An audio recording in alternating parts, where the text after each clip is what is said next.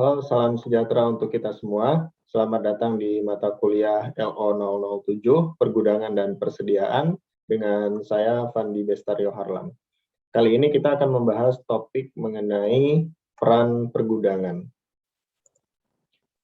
Nah, adapun beberapa tujuan pembelajaran kita saat ini, yaitu yang pertama, memahami dan mengerti tipe-tipe dari operasional pergudangan. Yang kedua adalah mengapa kita memerlukan persediaan atau stok. Yang ketiga yaitu mengerti dan memahami efek daripada supply chain, tren daripada supply chain terhadap operasional pergudangan. Dan yang terakhir adalah memahami dan mengerti mengenai manajemen energi dan plan maintenance.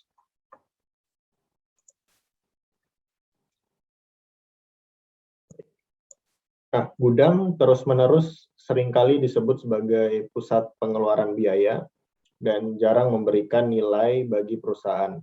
Nah, pertumbuhan e-commerce belakangan ini juga mengakibatkan meningkatnya permintaan dari konsumen sehingga terjadi perubahan dalam operasional pergudangan.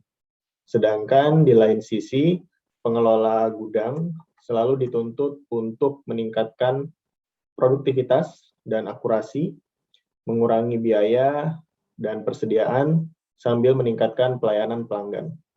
Sehingga sebagai pengantar pada materi pergudangan ini, kita akan membahas peran dari gudang itu sendiri. Nah, ada banyak peran berbeda untuk gudang dalam rantai pasok saat ini. Nah, seperti yang terlihat pada gambar 1.1 di slide ini, gudang saat ini itu dapat dioperasikan oleh berbagai pihak, yaitu bisa dilakukan oleh pemasok bahan baku, bisa oleh produsen, bisa oleh pengecer atau retailer, bisa oleh wholesaler, dan lainnya dalam rantai pasok.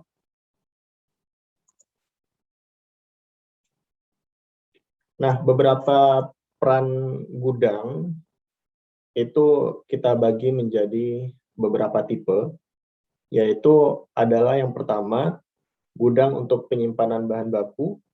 Nah, gudang ini sesuai namanya, fungsinya adalah untuk menyimpan bahan baku dan komponen produk yang posisinya dekat dengan lini produksi.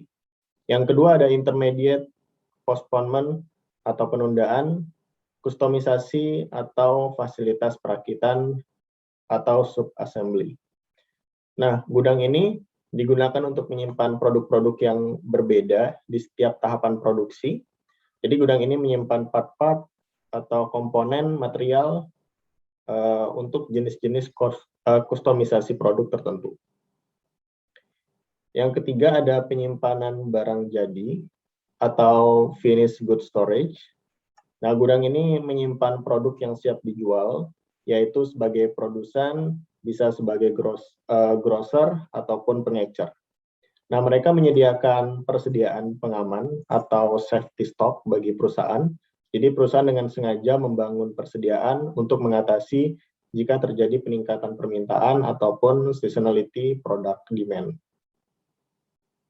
Yang keempat adalah pusat konsolidasi dan gudang transit.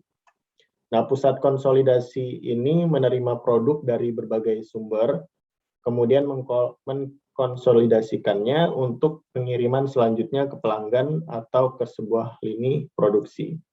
Jadi mereka juga bisa menjadi gudang retail, tempat produk dari berbagai pemasok, kemudian dikonsolidasikan untuk selanjutnya dikirim ke toko-toko retail.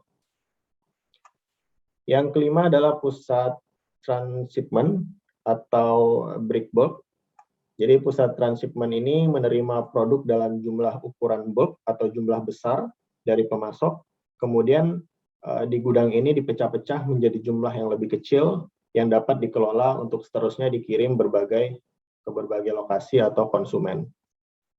Yang selanjutnya adalah cross dock center, yaitu sering dianggap sebagai future of warehouse atau masa depan pergudangan ya. Jadi respons konsumen yang efisien, kemudian respon yang cepat dalam kebutuhan operasi retail, itu sangat dibutuhkan dan sangat cocok untuk jenis gudang cross-dock center ini. Nah, gudang cross-dock ini atau pusat transshipment juga digunakan di wilayah geografis terpencil, itu berfungsi untuk mentransfer produk dengan kendaraan distribusi yang ukurannya juga lebih kecil. Ini terkait kondisi geografis suatu tempat. Jadi proses transshipment ini dapat berlangsung baik di dalam atau di luar gudang. Selanjutnya adalah pusat penyortiran atau sortation center.